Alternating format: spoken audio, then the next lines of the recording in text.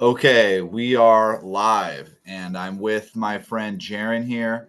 Known him for a while. He's a great guy, and we're both doing a lot of training online. And so I thought it would be really instructive for you guys to do a conversation, kind of so you guys get to know us, what we do, our philosophies behind it. A lot of you guys are wondering about online training because it's something new, but it's something that's becoming more and more common, and actually, in a lot of ways, more powerful than any type of training that has ever existed before because of the power of the internet. And it's so easy to send video back and forth. So I thought this would be super instructive for people wondering about, how to get better.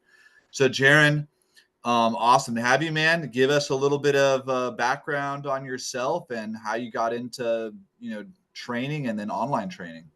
Yeah, appreciate it, Joe. Yeah, this will be super cool to give everybody kind of a little piece behind the scenes of what we're doing and everything. I got started into online training, transitioning from doing high school strength and conditioning coaching for baseball programs. I'm out in the Phoenix area, so we're pretty much year round. And what happened was we basically started having not enough progress for, you know, as far as if I'm seeing a kid once a week in a strength class at a baseball facility or whatever. And then I realized, oh my gosh, I can go remote training, and I can give you something to do every single day of the week, and you can get 7 times better because you're doing 7 times the amount of work. And, that's the reality. If you want to get to the next level of baseball, you got to put in that kind of work. As far as my background goes as a strength coach, I am my CSCS certified strength and conditioning specialist. Got a bachelor's degree in exercise physiology, and in the next year I'll be finishing up graduating with my doctorate in physical therapy. So super excited for that. Been able to get a lot of nuggets of knowledge as far as rehab and strength and conditioning goes, that now I get to use for my athletes. So yeah. That's awesome, man. And yeah, it's crazy how so many people are starting to see that the model that existed before. Yeah, you train once a week. You're going to get some results. It's not like there's zero.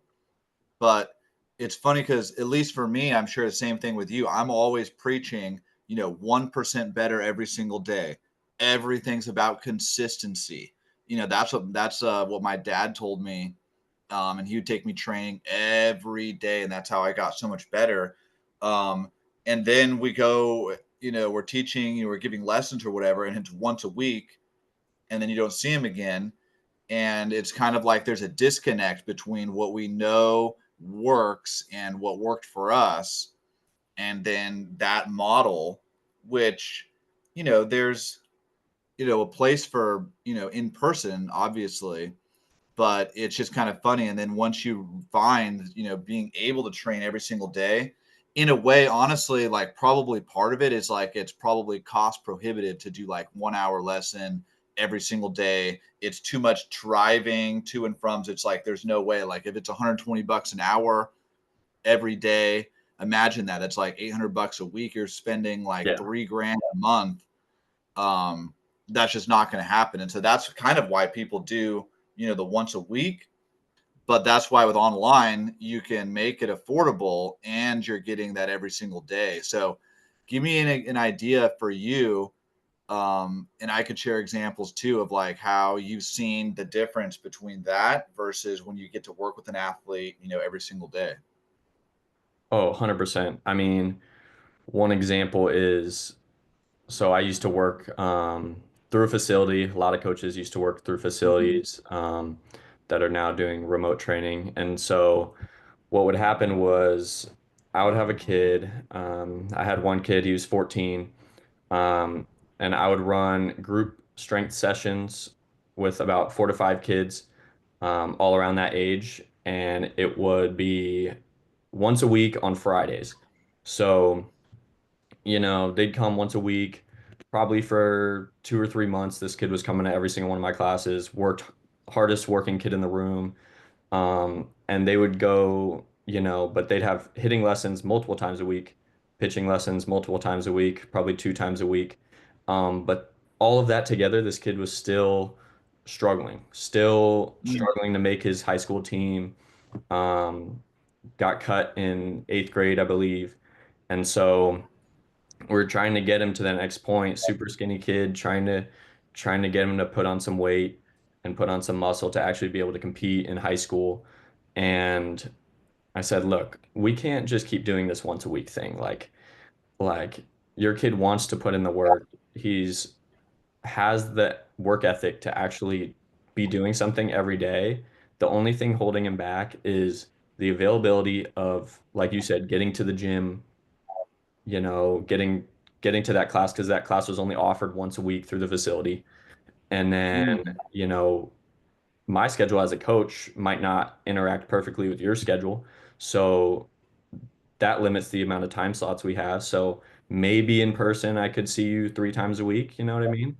But mm, when it comes to like what I do with strength and conditioning, like I would have my kids working out in my remote program at least 3 or 4 workouts a week.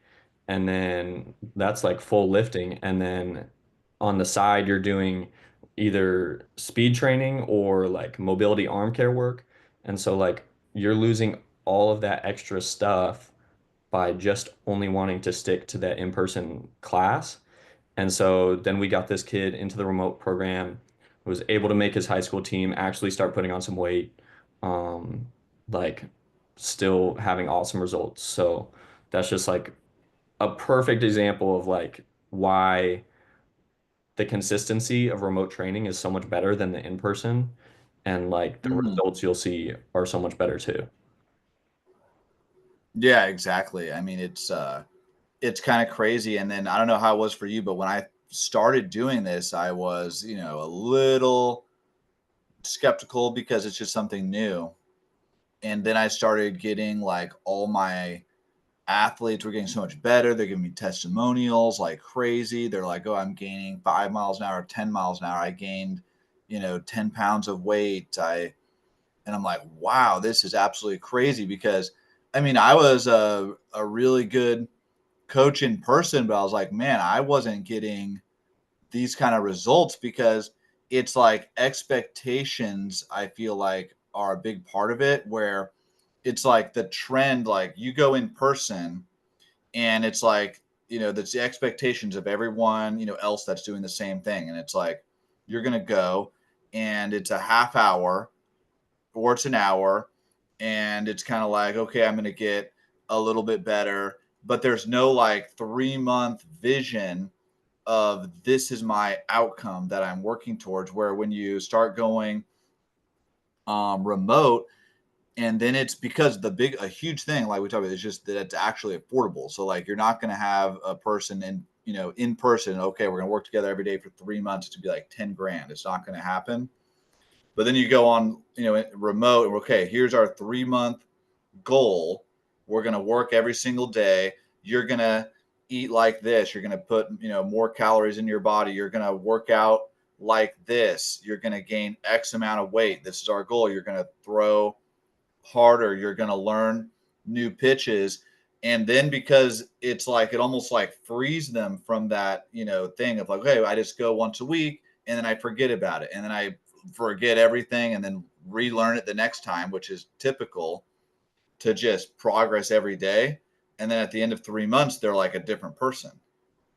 Right. And I don't know if people like appreciate how insane this is, but that's why we're like, you see us on Instagram all the time and we're like, this is something new. Like you want to change your career, you want to change your life. Like this is what you need to do because it's just common sense every day versus half an hour once a week. Right. 100%. Yeah, that's like I like what you said about have like kind of it gets them out of that pattern of like going in, you go in once a week, and then you're just thinking short term. You're just thinking like, oh, this weekend I'm gonna work on these mechanics that I just worked on. or, you know, Yeah. like it doesn't translate like that if you're actually trying to get the Division 1 offer and Hmm. you're 2 years away. You know what I mean?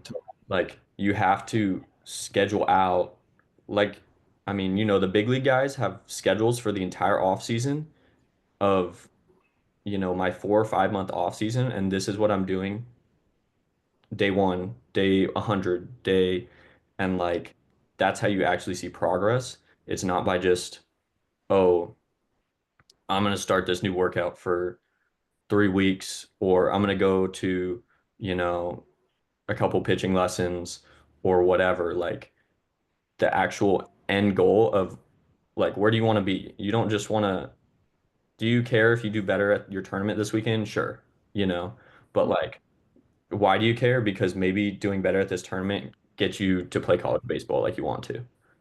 Yeah. So like, are you training to get better at the tournament or are you training to Mhm. actually get to college baseball? Yeah. So that's why like I struggle with that. I struggled with my in-person guys being in Arizona. I'm sure in California too, like it's year round. So Hmm. there's a lot of guys um, that I'll be training with in person, and it's like, okay, they don't want to get on a program that's necessarily gonna like be a lot of effort because they're in season. You know what I mean? Hmm. So their time isn't all the way there. But the reality Hmm. is like in especially out here, out west, like in season is the whole year. So I'm like, Yeah. okay, so if you're not gonna do it now, tell me when there's gonna be a time of like off season that you're actually gonna do it. You're playing club ball, then you go play high school, then maybe you play football in high school also.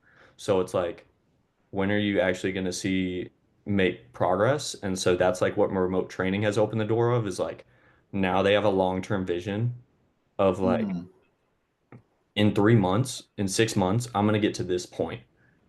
Hmm. It's not about like, oh, the tournament this weekend, which Yeah. that part I love because you get to see way more progress overall. Absolutely, yeah, way more. It's been, yeah, it's crazy, and so people think, yeah, I know, like we're on Instagram all the time, and it's like, man, it's like, yeah, because we know that this is working, and it's like, you're trying to help as many people as possible, but it's a lot of it is just the shifting of the belief of what works, and that's not to say in person doesn't have value because of course there's something to that, but it's like um it's just also realistic, like we talked about money wise. I mean, are you going to spend 10 grand to see a coach in person every single day, or are you going to spend something affordable over the course of 3 to 6 months and actually see the result? So awesome. Yeah, we have a few things that we want to discuss a little bit. So I know that you do, in addition to the strength, which we'll talk more about that too, but you also do speed training, which I had a guy in my academy. He was saying he wanted to know different exercises and drills that are effective for that. So could you go into that a little bit? Some of the speed training that you do? Yeah, a lot of it focuses obviously around the main metrics in baseball are going to be your home to first or your 60. And that's Hmm. what coaches are going to look at. But like, I think a lot of people lose track of the fact that speed is a reflection of your power overall. And Hmm. so, like, that's why I believe every guy that's a pitcher should also be sprinting on the regular. Um, Absolutely. because like we have, you can get stronger in the weight room.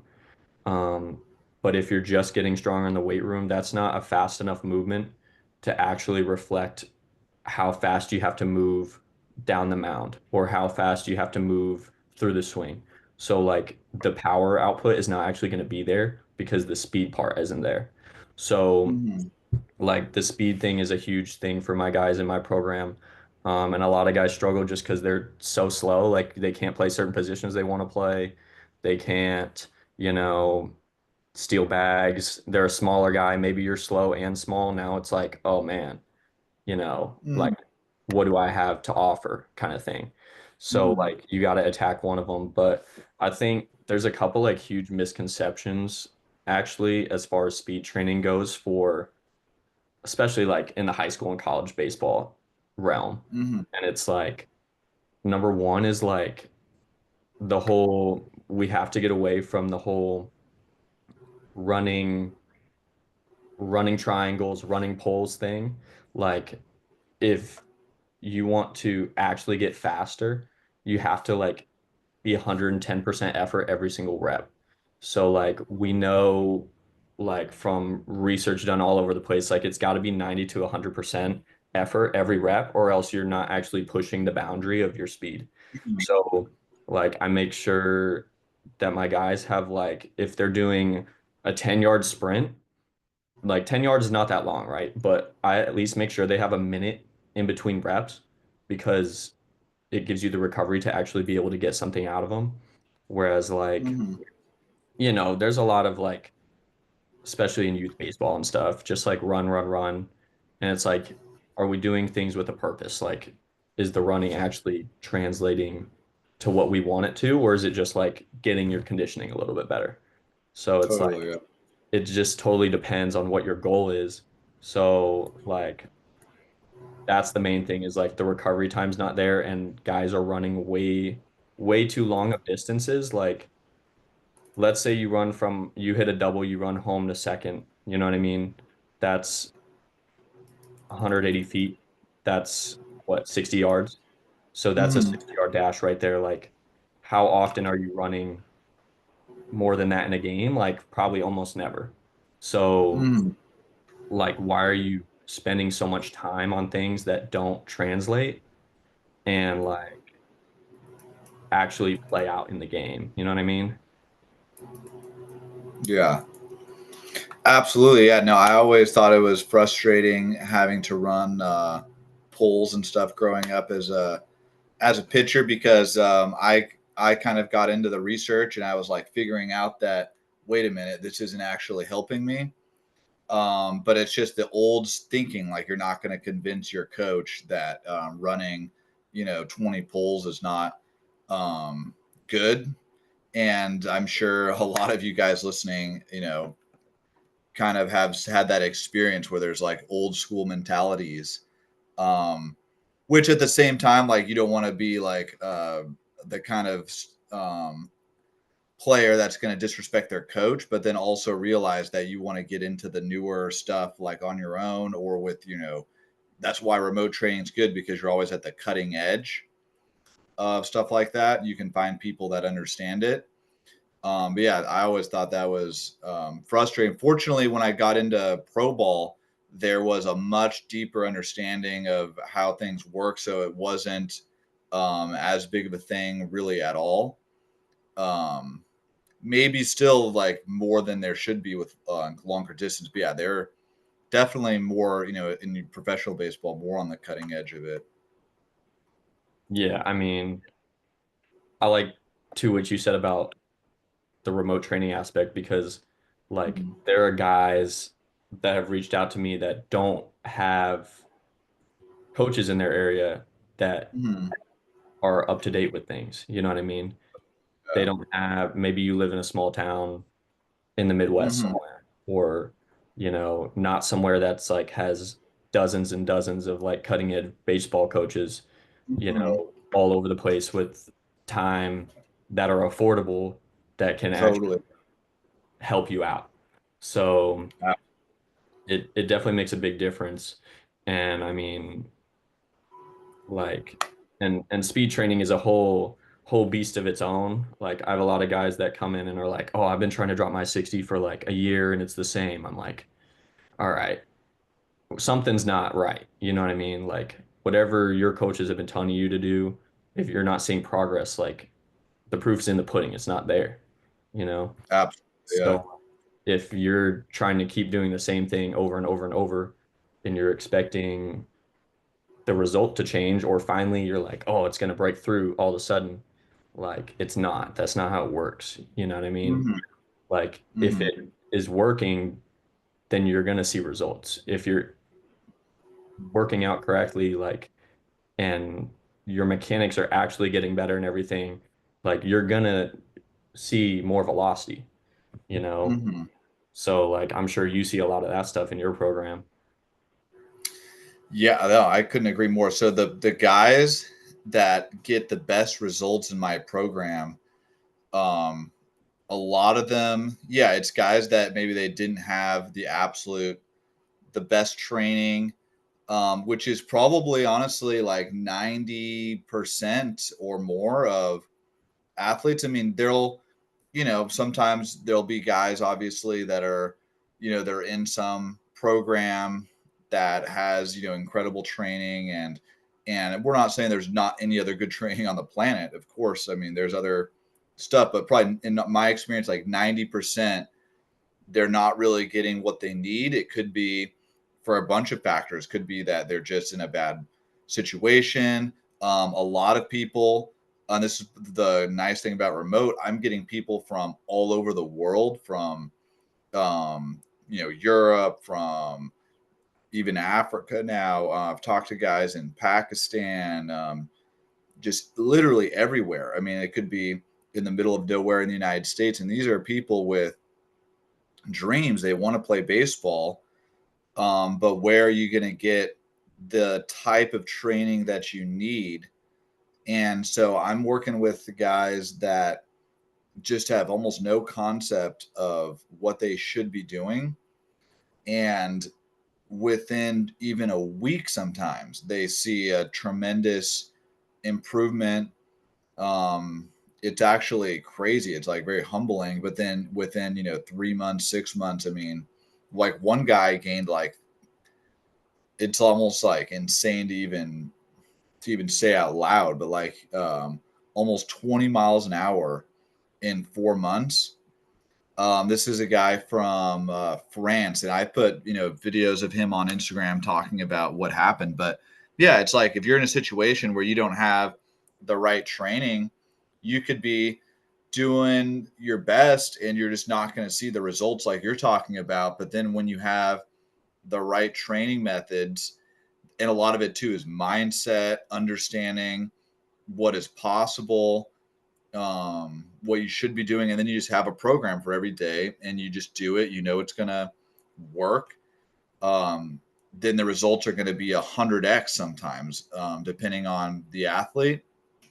And so that's what I've seen, and that kind of goes into the like what we're talking about, where it brings top training to people from all over the world, literally, in a way that's like you're not gonna, yeah, if you lived in like a lot of these places, you'd have to drive 2 hours to get to a place that has decent training, and it's probably insanely expensive, and that's just not going to happen. Or you could be training in your backyard, in your living room, stuff like that, get the same or better results. It's just absolutely wild seeing that. So that's been part of the most fun for me, is seeing, because guys have dreams, man. And Yeah. that's the biggest part. Guys have dreams, and so if, yeah, if you're a ball player or an athlete of any kind, and you have these dreams, there's ways that you can reach them that maybe you haven't thought of before. But that's just been such an incredible part of this whole journey. Another thing we have written down here, want to touch on, um, yeah. So, what are your thoughts on weightlifting for pitchers versus position players? Yeah, that's a huge thing as far as the remote training goes too, because I don't know. Also, real quick, going back, how much I wanted to know how much impact does the video analysis aspect of remote training, like Mm-hmm.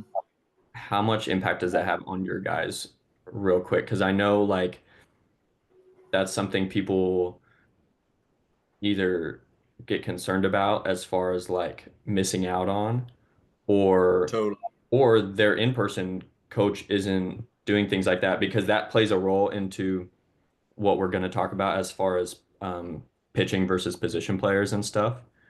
Yeah. Um, like, do you use the video analysis stuff? Absolutely. No, that's a really great thing. And if anyone's watching this and they only see this part, then you're going to get a lot of value. But so this is what I tell people is like, if, if I'm working with you in person, a big part of what I'm going to do is I'm going to set up my tripod and I'm going to get a video of you pitching. And then we're going to get together and I'm going to go over it with you. I'm going to show you, mechanical strengths and weaknesses. We're going to talk about different things that you need to improve. And then I'll tell you drills and, stuff and how to improve it. And I do that in person. And a lot of coaches, first of all, don't do that in person where they're just totally eyeballing it. So I'm getting slow mo video and then, working out. A lot of coaches are totally eyeballing it. Oh, you need to do this. And it's like, if you don't have video, then you really can't, say for sure, what their mechanical deficiencies are. Yeah. Um, but anyway, I say that because it's like people are like, okay, well, how does remote? It's like, well, it's basically going to be the same thing in person. I'm going to be getting a video of you, and then we're going to break it down together, and then I'm going to show you. So, like, before I had any of this remote stuff, I would break it down in person, and then I would show you like an example of a major league player doing it, and the ways he's doing it better. Maybe I would give a personal example, and then I would give him some drills, and then he leaves, and then what is he going to do? Like he's going to try to find on YouTube the same video that I sent him. He's going to try to remember the drills that I sent him. Versus when you have remote, I have videos on my program that are examples of major leaguers. I have the drills that he needs to be doing. He has written out everything that he should be working on. He can check in with me 24/7 about, hey, coach, I worked on this. This is the progress I've made. Send me another video. Okay, you've been making this progress. This is good. This is how much further you need to be going, or this looks perfect, whatever it is. All of that is missing in person. Yeah. And so it's honestly to the point now where in person, I'm like, look, you're just going to have to join the online because that's like, I'm going to tell you what you need to do, and then you're not going to remember any of it. But there's still a segment of a pretty good amount of people that just can't really grasp the concept of like online training. And, you know, there's probably some kids that simply are not going to be able to work on their own. They just have to go in person, and that's fine. But I would say there's a really big percentage of kids that want to achieve a goal, want to work hard, want to be committed. They don't have the tools and the expertise and the guidance to get there. And for those kids, it's gonna be crazy results because we're gonna have the video analysis. Then they work, like I had a kid just from the Netherlands just maybe a couple of weeks ago and I put it on Instagram in 1 week, totally changed his mechanics. And it was an incredible thing to see. This guy, didn't know any of this stuff. And then now I'm going to get another video in another week, and we're going to keep refining versus a lot of times in person. And this just happened yesterday is I'll work with a guy on his mechanics, and then because he's not working on it every single day, 2 weeks, a month later, I'm looking at him and I'm like, dude, you went back to exactly the same thing that Yeah. we were struggling with before. Exactly. And if this guy's watching, he knows who he is. But exactly the same thing. Call them out. When you could have just been spending 5 minutes a day working, or 5 minutes even every 2 days working, and you would have good habits that would create good mechanics that would stay versus making an adjustment one time and then not working on it. So it's like, it's actually in certain ways, like mechanics wise, mechanical analysis, in certain ways, it's almost like, yeah, online training is almost a necessity. And I would say it's if you're doing in person, you have to have the online aspect of it, or you're only getting a small percentage of the value. So in person has value, but it really at this point needs to be a part of online training, like a hybrid. Otherwise, it's almost wasting your time compared to just doing online training. Yeah, exactly. I mean, that's what I see. Like, there's a ton of great like sports performance facilities and everything Hmm. as far as Yeah. like the strength training aspect or whatever. And, there's some that do a really great job, and there's others that are charging absorbent amount of money for Hmm. kids to go in and work out twice a week.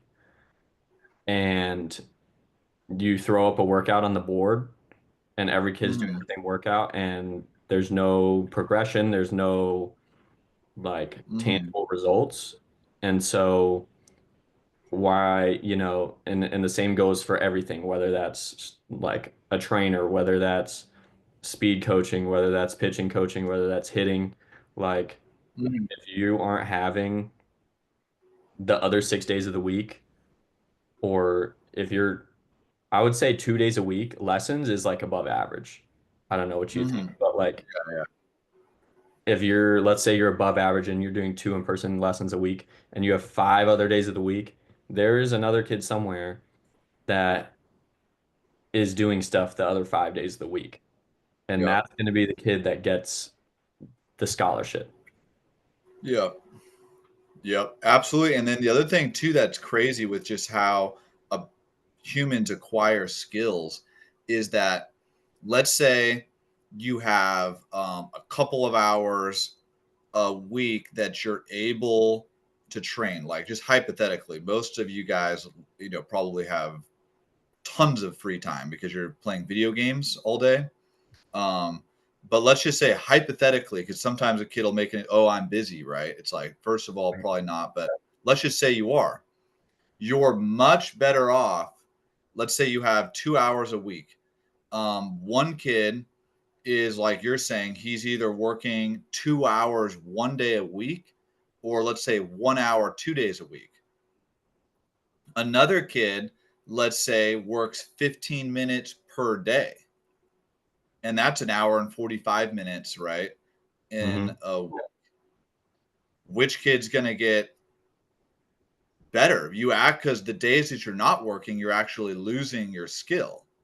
Yeah. I mean, So the consistency every time, right? everything's consistency. So I could, so like mechanics is a big thing. So if I have a kid, just do 10, 15 minutes a day, which is going to be above 99% in front of a mirror, working on his mechanics, he's going to go beyond everybody, because another guy is going to work in a lesson and he's going to be, okay, I've got it down. I've got it down. And then every day he's not working, he's going back to his old habits. Another kid's just working 5 to 15 minutes a day in front of a mirror, a couple weeks straight. And then he's like locked in. Right. Wow. That was easy. Right. Right. Um, Same thing with like, you know, if I have a kid that I'm trying to get, gain weight, get stronger. And it's like, okay, your mindset probably is like you're saying, you're going to go in a couple times a week and you're going to have this perfect workout or whatever. Um, and I'm not saying that, having a really good workout's not important, but a lot of kids, they can't be going to a gym all the time. They don't have the rides, they don't have whatever. You're better off even if you just are working consistently, even 15 to 30 minutes a day with a program that has progressive overload and a goal and a calorie surplus over the course of 3 to 6 months, you're going to have big gains. Right. Right. It's just kind of crazy how it works. And I mean, I've worked with kids that are going into high school at 70, 80 pounds, very underweight. And then like I'll see that they're, oh well, we joined this gym, we're going to solve the problem, and then you see a month later they're the exact same weight, exact same Yep. strength, and it's like, yeah, you need to be on a program where you're on a calorie surplus every day, and your progressive overload, and it's not like super complicated. It's the consistency. Consistency will beat everything.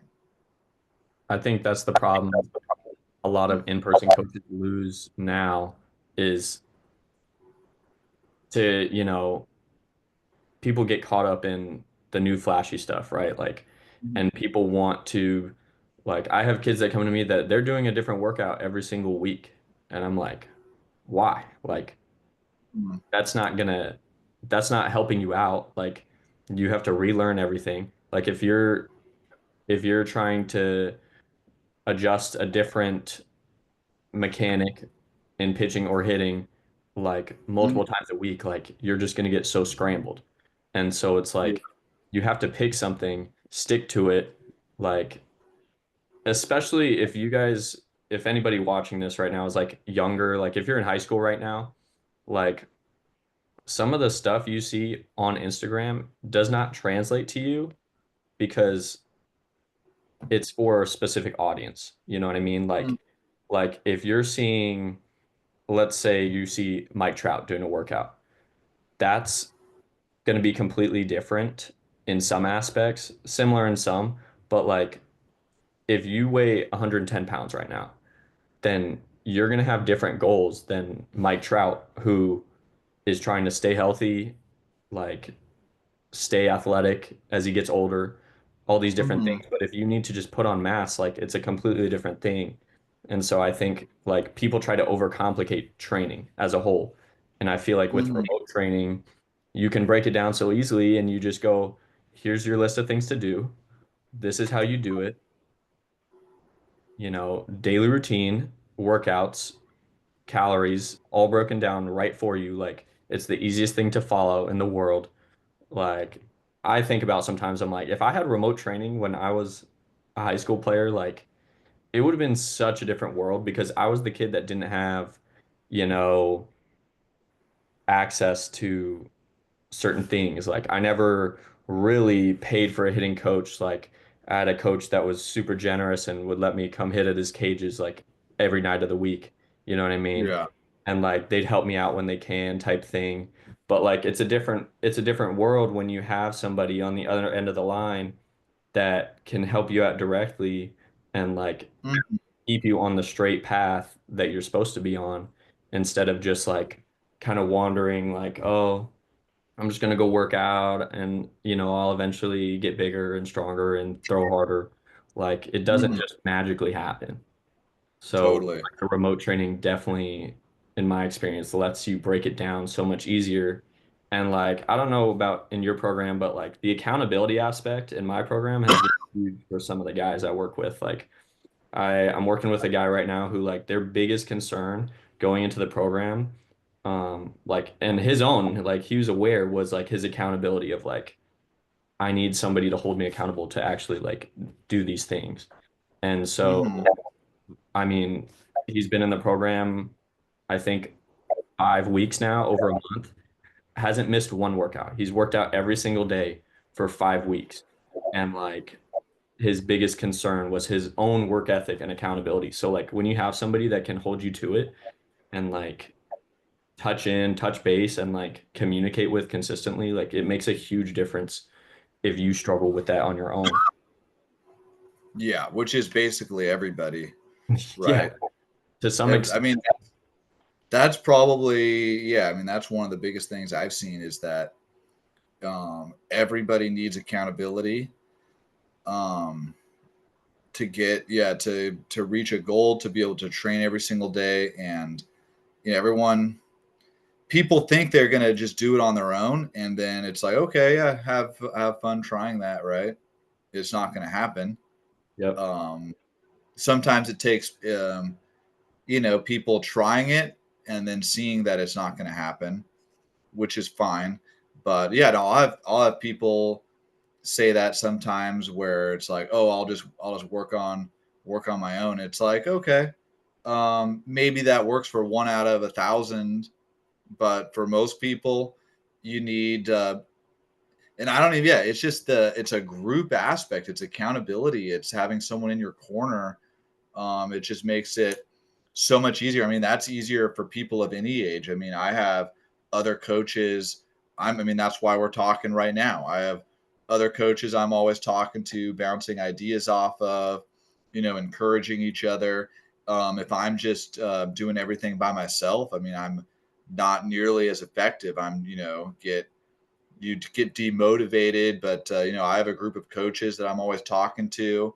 We're motivating each other, working accountable to people. That's a huge part, not just in baseball, but in life. You need that, um, and it's an interesting thing where when you're on a team, you're accountable to your coach, but at the same time, you can't be, you're not asking your coach all the different questions. You want to have a certain face that you're showing your coach, right? It's a different relationship, Yeah. and that's why um, players are going to need a trainer that they are accountable to, that's in their corner.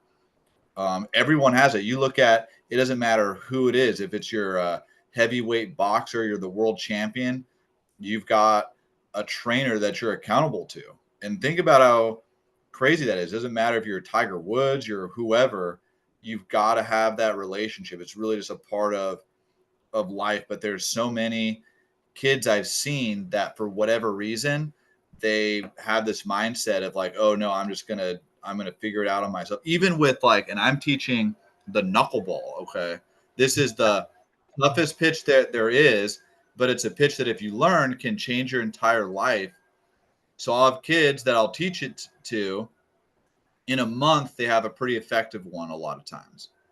Um, it's not going to be absolutely perfect, but it's a pitch they're going to use in a game that makes them better. I've literally had kids that are like, oh no, I'll just figure it out on my own. And it's like, I had Charlie Huff help me with it. I worked with other guys that threw it. Right. Everyone that threw it had a mentor, had guidance with it. Um, it's a pitch that if you have that, you can actually develop and learn. But it's just a very fascinating thing, and maybe that's part of a flaw in human nature where people are like, oh no, I'd rather just do it on my own. Okay, then like go spend the next 10 years messing around with a pitch that's extremely difficult, or you can learn in a month what's taken me decades Yeah. decades to learn. But it's just it's one of those things. So that's like, be one of the smart guys that learns. And if you look at basically anybody that's successful, they've got a team around them. They've got people in their corner that are helping them. And it's not the lone wolves most of the time that are end up making it. It's guys that have relationships with their coaches, with they're just like good people that have a lot of people helping them. Right. So I don't know if you've seen that, but I've talked to a lot of people that even with the knuckleball, they're like have a sense of pride of like, oh no, I'll just figure it out on my own. And it's Yeah, like, I see that. I see that a lot with the speed training as far as like you want to drop your 60 time. That's what I get all the time is I want to drop my yeah, 60 time.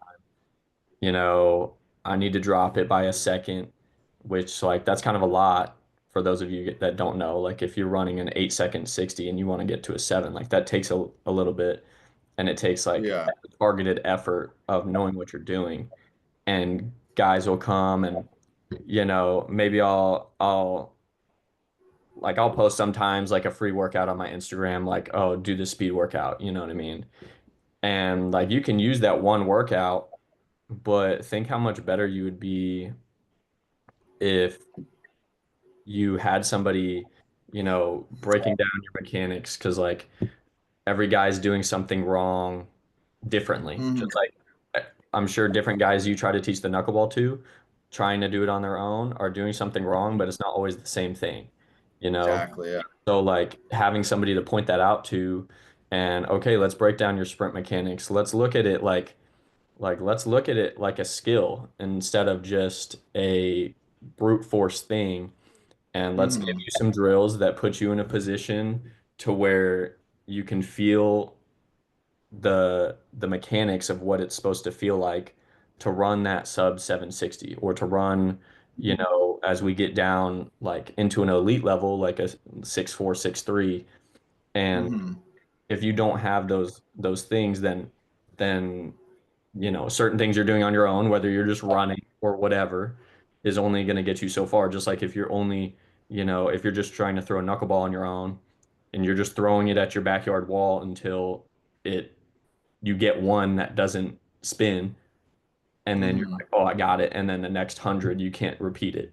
Like it's it's a pattern of behavior of like doing the right thing over and over and over again with the consistency.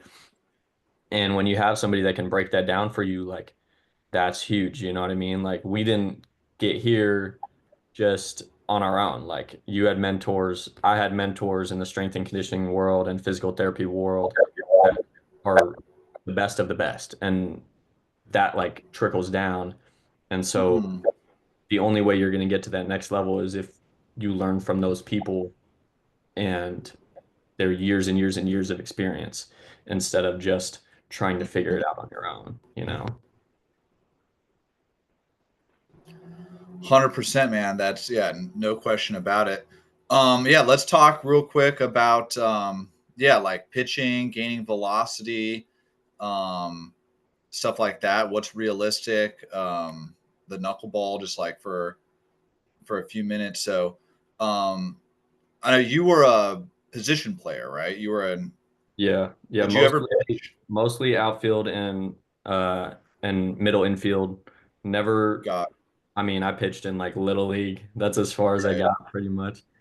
Um, and then ended up moving to position player. How much as a pitcher, I like that first question. How much velocity is a reasonable expectation to gain? Like, let's say in 3 months, what's like a Yeah. reasonable? So I've yeah, there's a ton of stuff on this. Like so here's just some like context and like background on like thinking about gaining velocity. So the average amount that a kid will gain in a year is only 5 miles an hour.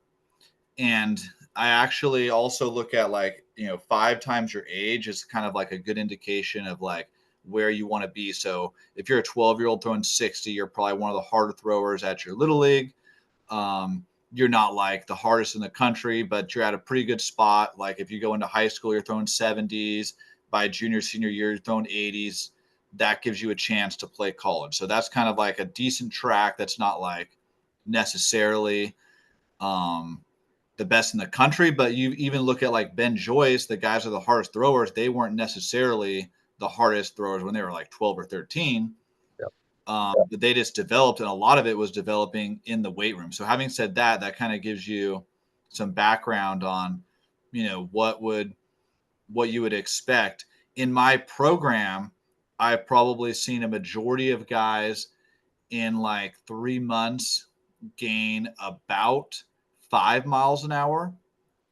And a big part of it is that, first of all, almost nobody is like even close to fully optimized mechanically.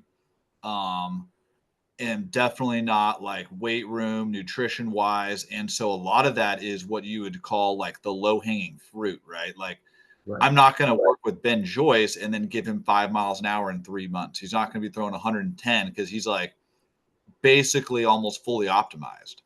Yeah. But when I get a kid that's he's a freshman in high school, he's like throwing, 70 and he's like, dang, okay, I'm like middle of the road. I need some velocity.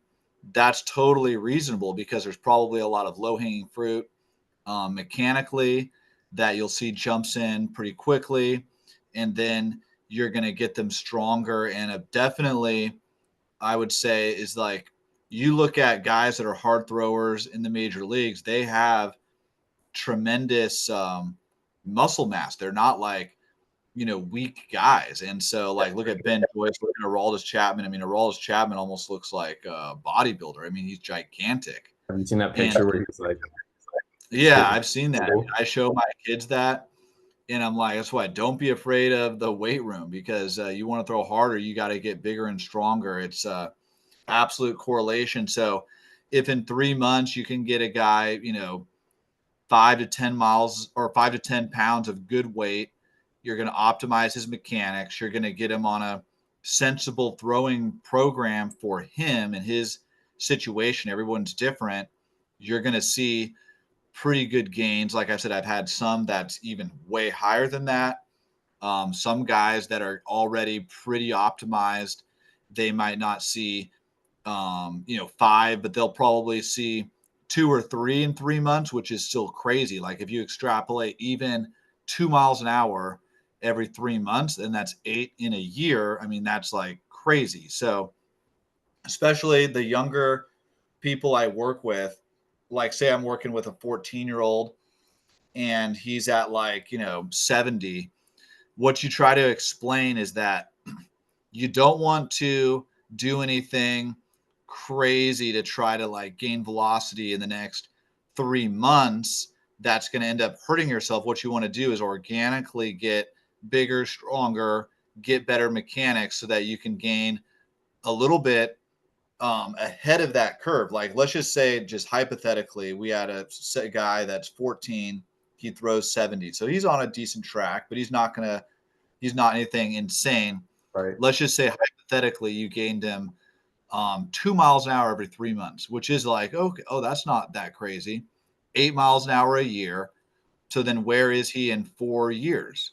8 times 4 is 32. Add that to 70, and he's 102 miles an hour. Is that good? Boom. You know what I mean? And so that's where I wish um, people kind of understood is that like you need the long-term vision, because you can easily go to a program where they're going to use weighted balls and plyo balls, and you see it online every single day where guys are just chucking a 3-ounce ball against a wall, and then yeah, they're probably gaining 5 miles an hour, but then they're getting Tommy John surgeries every year for the rest of their life. And you've seen, like, I think it's like a third of major leaguers have had Tommy John. And then like it's the most common like in high school.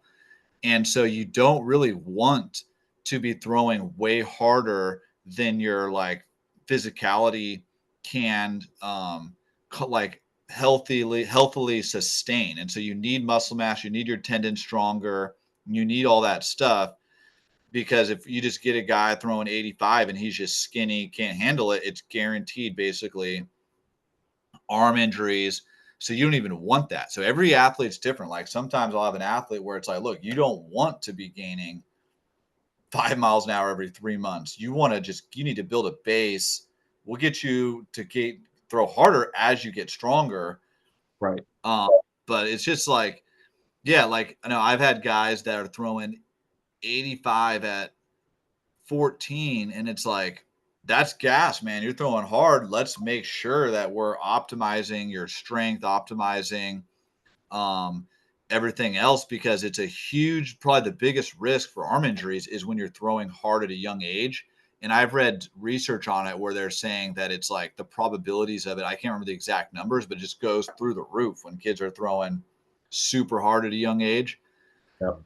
So yeah, gaining velocity, definitely.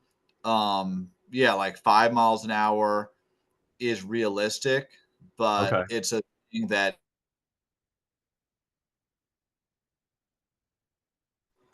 should even have that goal. Some guys should go slower with it.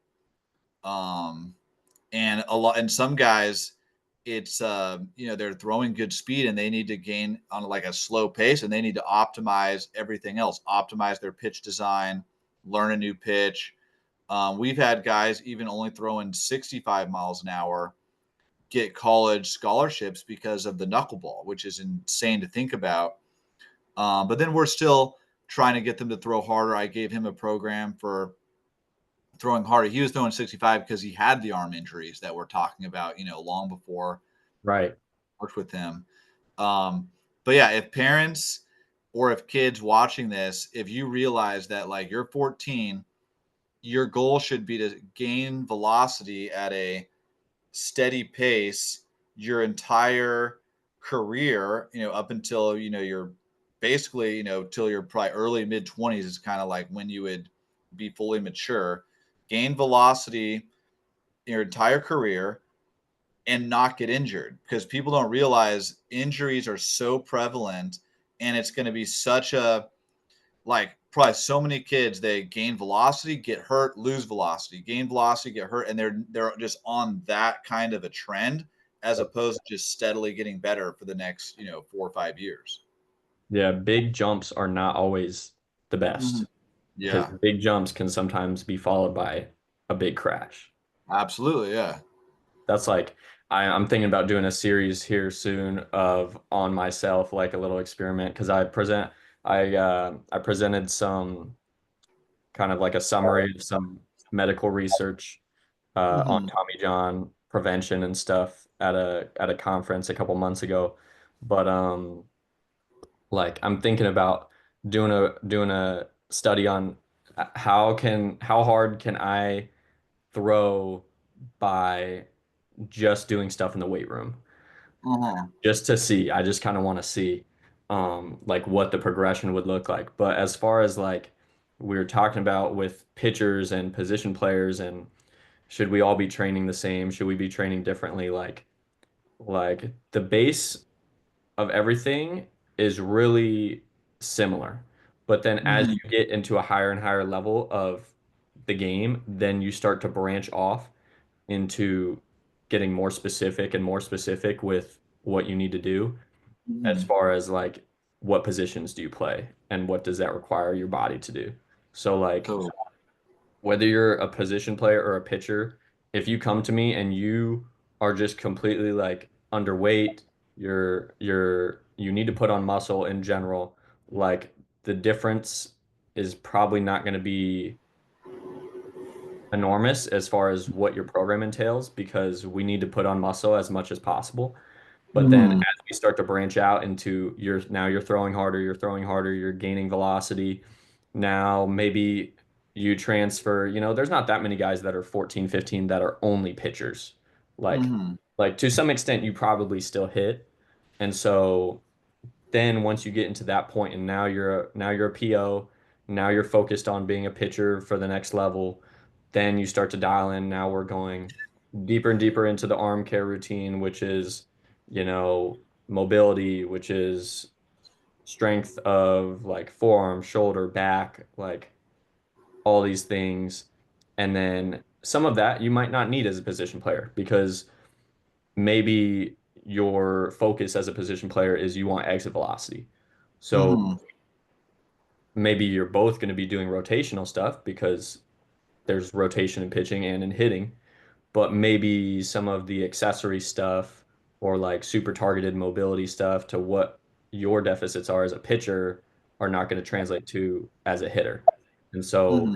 like that's where the differences start to come into play. And that's the problem I see with some of the high school programs and stuff that I've seen as far as everybody's doing the same exact lift for the whole program, whether you're 14 and a freshman or you're 18 and you're a senior, you're doing the same lift.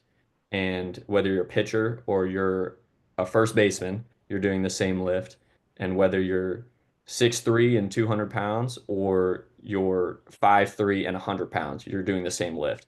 So it's Hmm. like it changes as you get into higher levels. And so that's where the specificity comes in. And so like what I'll do is I'll look at like I'll do more detailed version with my pitchers, but all my athletes I'll do like movement screen, mobility screen and everything and be like, okay, what are you lacking? What do we need to get fixed in your body so that you can get into the positions that your pitching and hitting coach are talking about, and that we can keep you injury free and keep you growing at a steady pace.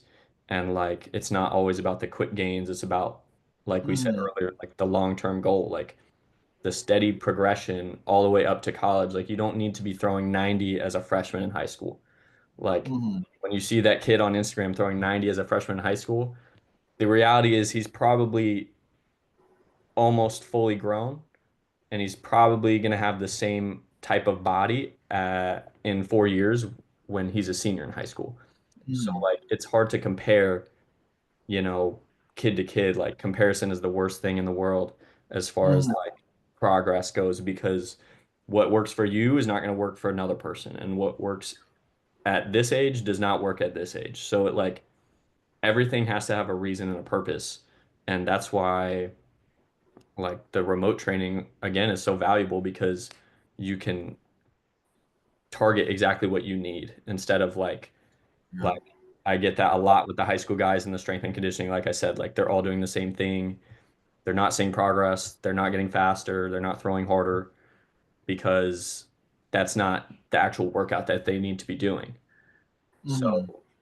like just like if you had a guy in your program, they're all going to the same, like there are some pitching coaches who give the same drills to every guy, regardless of what their deficits are, like that's what they think works. And so they see the same drills with every guy. I've talked with hitting coaches about this too. There's some hitting coaches that do that, and like it doesn't work, because what works for you doesn't work for another guy. What works for the kid that you're working with that has the knuckleball and throws 60 is not going to work for your kid that's throwing 85 as a freshman. Yeah.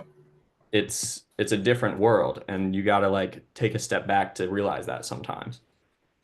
Absolutely. Yeah. 100%. Yeah. That's one of the main things with, I know most of the coaches I know that do this. But yeah, in person, it's always different. But what I do is when they join, we go through a questionnaire on like their throwing needs, what the equipment they have, availability, arm injuries in the past, anything like that.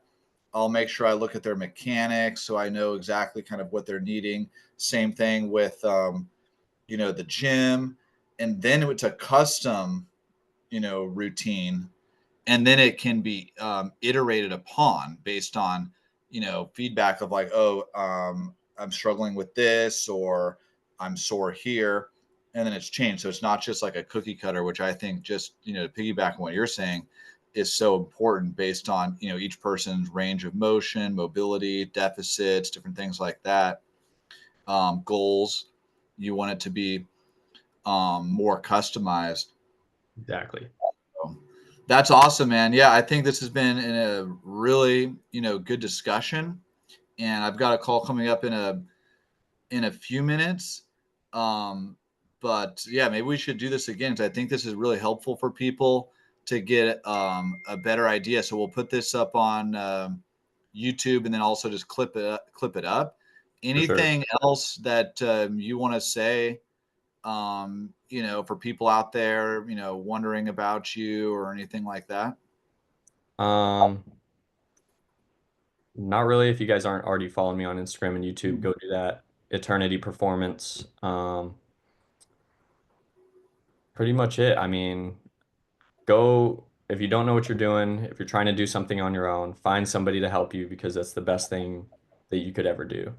And Yeah, so, whether that's one of us, whether that's, you know, somebody else, like just find somebody that can get you where you want to go, you know, and start working towards it, because that's the only way you're going to get there. totally, man. 100%. Yeah, I'll say this, like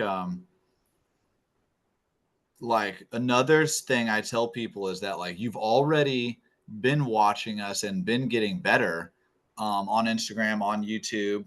And so that's kind of like, you already know this stuff works, but it's the application, because I'm, showing stuff that works for me or for other guys. But what is going to work for you? It's going to be an application of our knowledge specifically to your situation, and that's what the difference is. That's where the results happen. But the whole Instagram. So another thing too is like I partnered with Pitch Logic, and so you can get the Pitch Logic baseball. I think the code is Zeller10. It's on my Instagram, and you get a discount on it. That will help you follow along. It's a part of my program now if you join, which it'll track your velocity, the movement on all your pitches, spin rate, spin on your knuckleball, super helpful, a part of the program. But even if you don't join, it's not that expensive. I think it's like 25 or $30 a month. And that will help you follow along with my Instagram. So use my promo code to get a discount on that. Follow along with all my pitch designs, with different things, and you will definitely get some benefit. I mean, I've already had kids reaching out to me talking about how I've already helped change their career just from Instagram. They've never even joined. Joining, it'll be a 10x effect even on that, but we want to make sure that we can impact as many people as possible, whether or not you join the academy, because that's why we're doing this stuff. Because I mean, hopefully you guys gained a tremendous amount of value listening to us talk about a bunch of different topics, and how to get better, diving deeper into different things. Let us know in the comments anything you would want us to talk about. Yes. Definitely follow us, and let me know in the comments here on Instagram. I sometimes do questions on just things you guys have. I'll answer questions on stuff, and we want to make as big of an impact as possible. That's where our heart is. That's what we love doing. I don't think too many people get into coaching that don't like giving back and making an impact. That's certainly where we are. And so it actually totally makes our day when you guys reach out, and then when you guys are getting better, and then we see that. I mean, it totally makes our day. 100%. I mean, it's just an incredible feeling to see that we're helping you guys. So hopefully this was helpful, and we'll put this up here and then let us know, because I think this could be something we're doing, these longer form stuff that's really going to give you guys value. All right, guys. All right. See you in the next. All right.